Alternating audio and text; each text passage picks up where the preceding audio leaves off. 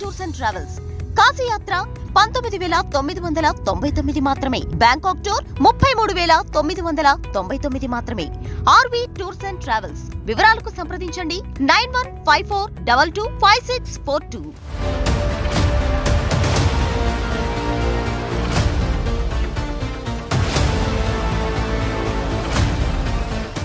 బంగ్లాదేశ్, మాల్దీవ్స్, శ్రీలంక, భూటాన్, నేపాల్ ఈ భారత్ పొరుగు దేశాలన్నిటికీ ఒక సాంప్రదాయం ఉంది. ప్రభుత్వం మారిన ప్రతిసారి ఆ దేశాల అధినేతలు తమ తొలి విదేశీ పర్యటనకు మన దేశానికే వస్తారు, అంటే ఇండియాకే వస్తూ ఉంటారు. కానీ 1 ఇయర్ నుండి అందుకు భిన్నమైన పరిస్థితులు మనకు కనిపిస్తున్నాయి. దశాబ్దాల సాంప్రదాయాన్ని పక్కన పెట్టి మన శత్రు దేశంతో చేతులు కలుపుతున్నారు మన మిత్ర దేశాల అధినేతలు. Maldives president Mohamed Muizzu, Nepal prime minister KP Oli Sharma తమ తొలి విదేశీ పర్యటన కోసం భారత్ను కాదని చైనా వెళ్ళారు. రీసెంట్గా శ్రీలంకలో భారత్ వ్యతిరేక నేతగా గుర్తింపు ఉన్న అనూర కుమార దిశనాయకే అధికారంలోకి వచ్చారు. ఆయన కూడా ముయిజ్జు, కేపీ శర్మలానే తొలి విదేశీ పర్యటనకు చైనాకే వెళ్తారని అందరూ అనుకున్నారు. కానీ అనూర మాత్రం అలా చేయలేదు. దశాబ్దాల సాంప్రదాయాన్ని కొనసాగిస్తూ తొలి విదేశీ పర్యటనకు మన దేశానికే వచ్చారు. వస్తూనే భారత్ ప్రయోజనాలకు భంగం కలిగించే ఏ కార్యకలాపాలను తమ దేశంలో అనుమతించబోమని హామీ ఇచ్చారు. ఇప్పుడు చైనాకు పంటి కింద రాయిలా మారిన విషయం ఇదే. అయితే దిశనాయకే మద్దతు మనకు ఎందుకంత కీలకం?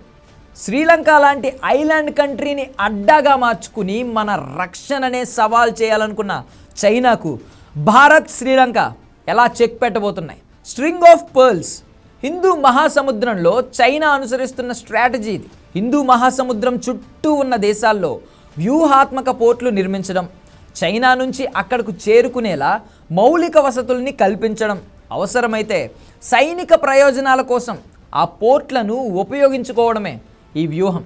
ఇంధన ప్రయోజనాలు, భద్రతా లక్ష్యాలను కాపాడుకునేందుకు మిడిల్ ఈస్ట్ నుండి సౌత్ చైనా సీ వరకు, అంటే దక్షిణ చైనా సముద్రం వరకు ఉన్న సముద్ర మార్గాల్లో వ్యూహాత్మక సంబంధాల అభివృద్ధి పేరుతో వివిధ దేశాల్లో పోర్ట్లను అభివృద్ధి చేస్తోంది చైనా. పాకిస్తాన్లోని గ్వాదర్, బంగ్లాదేశ్లోని చిటగాంగ్, శ్రీలంకలోని హంబన్టోటా ఈ లిస్టులో ఉన్నాయి. ఈ 3 పోర్ట్లను భారత్ను చుట్టుముట్టే మృత్యు త్రిభుజంగా పిలుస్తారు, అంటే ద ట్రయాంగిల్ ఆఫ్ డెత్ అన్నమాట.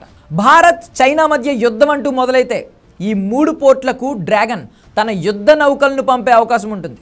అదే జరిగితే ఆ యుద్ధాన్ని గెలవడం మనకంత ఈజీ కాదు. అందుకే ఆ 3 పోర్ట్లను మృత్యు త్రిభుజం అంటున్నారు. ఈ 3 శ్రీలంకలోని హంబన్టోటాలో డ్రాగన్ అడుగు పెడితే మాత్రం భారత్కు అంతకు మించిన సవాల్ మరేదీ ఉండదు అనే చెప్పాలి. హంబన్టోటా నుంచి చెన్నై, కొచ్చి, విశాఖపట్నం పోర్ట్లు 900 నుండి 1500 కిలోమీటర్ల దూరంలో ఉన్నాయి. దీంతోపాటు భారత అంతరిక్ష కార్యక్రమాల వేదికైన ఇస్రో ఈ నౌకకు జస్ట్ 1100 కిలోమీటర్ల దూరంలోనే ఉంది. సింపుల్గా చెప్పాలంటే హిందూ మహాసముద్రంలో శ్రీలంక సౌత్ కోస్ట్ రూట్ ఒక హాట్స్పాట్ లాంటిది. అరేబియన్ కంట్రీస్ లాంటి సింగపూర్, మలేషియా, థాయిలాండ్, ఫిలిప్పీన్స్ లాంటి దేశాలకు వెళ్ళాలంటే ఇదే షార్ట్ కట్. అందుకే సముద్ర జలాల్లో జరిగే ప్రపంచ వాణిజ్యంలో దాదాపు 70% ఈ మార్గం ద్వారానే జరుగుతూ ఉంటుంది. అలాంటి కీలక ప్రాంతంలోని పోర్టును చైనా ఏకంగా 99 ఏళ్ళు లీజుకి తీసుకుంది. ఆ తర్వాత దాన్ని సొంతంగా భావించి పోర్టుకు అనుసంధానంగా తన ఎయిర్పోర్ట్ను కూడా కట్టుకుంది. ఒకవైపు హంబన్టోట కేంద్రంగా వరల్డ్ ట్రేడ్ మీద పట్టు సాధించడం, మరోవైపు ఇండియాపై సీక్రెట్గా నిఘా పెట్టడం చైనా ఉద్దేశం.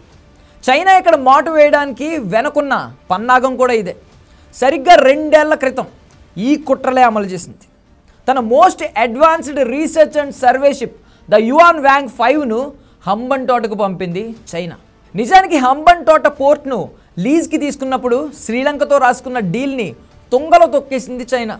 లెక్క ప్రకారం ఇక్కడ నుంచి మిలిటరీ రిలేటెడ్ లాజిస్టిక్స్ ఏం జరగకూడదు. కానీ శ్రీలంక ఆర్థిక ఇబ్బందులను అడ్డం పెట్టుకుని నిబంధనల్ని అతిక్రమిస్తూ ఇష్టానురాజ్యంగా రాకపోకల్ని మొదలుపెట్టింది చైనా. 2022 ఆగస్టులో ఆ విధంగానే హంబన్టోటకు వచ్చింది చైనీస్ నిఘా నౌక యువాన్ వాంగ్ 5. దీనిపై ఇండియా తీవ్రంగా స్పందించింది. చైనా నిఘా నౌకను హంబన్టోటలో లంగర్ వెయ్యనివ్వద్దని లంక ప్రభుత్వంపై భారత్ ఒత్తిడి తెచ్చింది. అయినప్పటికీ చైనా ఎవ్వరి మాట వినకుండా యువాన్ వాంగ్ 5ను హంబన్ తోటకే పంపించింది. వారం రోజులు అక్కడే ఉంది కూడా. దీంతో ఆ నౌక ద్వారా చైనా భారత్ గురించిన ఏవైనా వివరాలు సేకరించిందా, వాటి వల్ల భారత్ భద్రతకు ఏమైనా ముప్పు పొంచుందా అనే ప్రశ్నలు ఇప్పుడు వస్తున్నాయి.